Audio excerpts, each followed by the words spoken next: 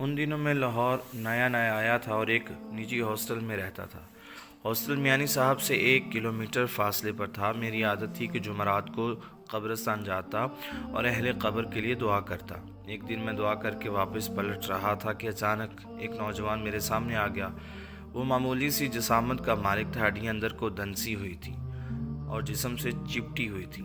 لگتا تھا برسوں سے بھوکا ہے یا بیمار ہے، لیکن اس کے ہاتھ میں کدال دیکھ کر سمجھ آ گئی کہ یہ گورکن ہے۔ آپ جس قبر پر دعا کر رہے تھے ادھر کوئی نہیں ہے، اس نے مہین سی آواز میں ایسا انکشاف کیا کہ میں غور سے اس کو دیکھنے پر مجبور ہو گیا۔ تمہیں کیسے پتا؟ میں نے الجھی نظروں سے سوال کیا۔ اس نے کاندھے اچکائے اور چلا گیا۔ اسی دوران چند لوگ ادھر نکل آئے۔ انہوں نے اسے آواز دی، اوئے رمضانی، بات سنتا جا۔ وہ اس کے پاس گئے تو میں بھی ان کے قریب چلا گیا۔ کوئی جگہ بتا یار، دادا جی کی قبر کھودنی ہے۔ ان میں سے ایک نے 100 کے چند نوٹ نکال کر اسے دیے۔ اس نے جیب میں ڈالے اور انہیں اپنے پیچھے آنے کا اشارہ کیا۔ نہ جانے میں بھی ان کے پیچھے پیچھے کیوں چل دیا۔ ایک ڈہلوان نما نشیب کے پاس چند قبروں کے پاس کھڑے ہو کر وہ قبروں کو سونگنے کے انداز میں دیکھتا رہا۔ پھر اشارہ کیا، یہ قبر خالی ہے۔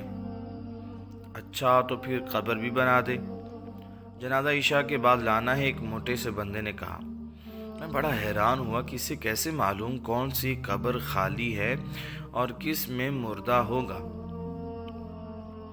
ذہن میں آیا کہ لازمی ان لوگوں نے جیلی قبریں بنا رکھی ہیں اور پیسے لے کر قبریں بھی دے دیتے ہیں۔ یہ بھی تو ایک قسم کا دھندا ہی تھا۔ لیکن میرا خیال اس وقت ریزہ ہو گیا جب میں نے بڑے اور بوڑھے گورکن سے یہ سوال کیا،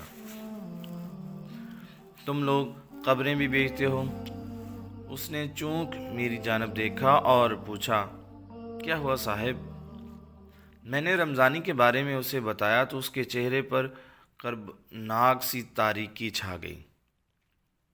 پہلے اس نے کچھ بتانے میں تامل برتا، چند لمحوں کے بعد وہ بولا، وہ قبر کا بیٹا ہے۔ مٹی تو بتائے گی نا اسے کہ اس کی ماں کی گود میں کون سویا ہوا ہے اور کون نہیں۔ یہ سن کر مجھے اس کی دماغی صحت پر شک ہوا۔ میں سمجھ نہیں پایا تو کہنے لگا کہ تو سمجھے گا بھی کیسے؟ یہ بات تو کوئی بھی نہیں سمجھ پایا۔ یہ جانتا ہوں تو صرف میں۔ 35 سال پہلے اسی قبرستان کا واقعہ ہے۔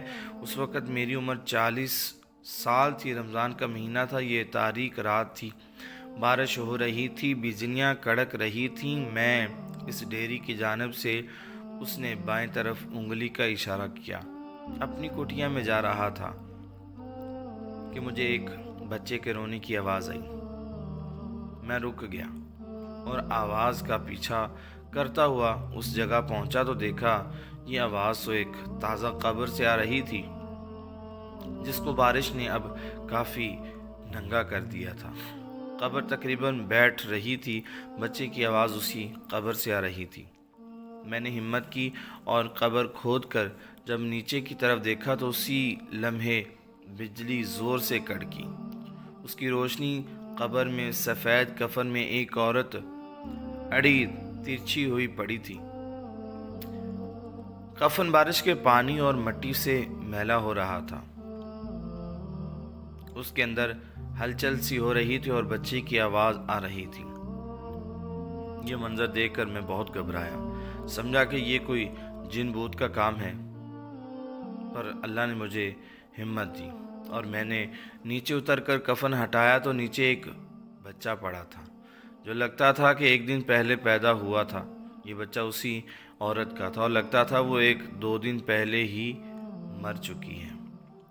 میں نے بچہ اٹھایا اور اپنی کٹیا میں اسے لے آیا، اپنی بیوی کو دیا اور اسے سارا واقعہ بتایا۔ اللہ والی کو اس بچے پر بڑا پیار آیا اور اسے ہم نے پالا۔ اس کا نام ہم نے محمد رمضان رکھا، سارے لوگ اسے رمضانی کہتے ہیں۔ ایک اور بات، میں نے بہت کوشش کی کہ کسی طرح پتہ کروں کہ اس قبر والی عورت کے وارث کون تھے، لیکن جب ناکام رہا تو رمضانی کو ہم نے ماں باپ بن کر پالا۔ یہ ابھی بچہ ہی تھا مگر اسے قبروں سے بڑا پیار ہو گیا۔ یہ قبروں سے لپٹ کر سوتا ہے۔ اللہ نے اس کے اندر کوئی ایسی قوت رکھی ہے کہ یہ قبر سونگھ کر بتا دیتا ہے کہ اس میں جو مردہ ہے وہ عورت کا ہے یا مرد کا، بچے کا ہے یا بڑے کا، کتنا پرانا ہے۔ آج جب یہ واقعہ بیان کر رہا ہوں تو میری برسوں پرانی حیرتوں کا سفر تمام ہو گیا، کیونکہ آج ہی میں نے افریقہ کی ایک خبر پڑھی جس میں اس واقعے سے ملتا جلتا واقعہ بیان کیا گیا۔ نہ جانے افریقہ میں قبر جنم لینے والے بچے بھی رمضانی جیسی قوت رکھتے ہیں یا نہیں۔ اگر آپ کو یہ واقعہ اچھا لگا تو برائے مہربانی آپ سے گزارش ہے کہ چینل کو سبسکرائب کیجئے اور ویڈیو کو لائک بھی کیجئے گا۔ آپ کی محبتوں کا بہت بہت شکریہ۔ جزاکم اللہ خیرہ۔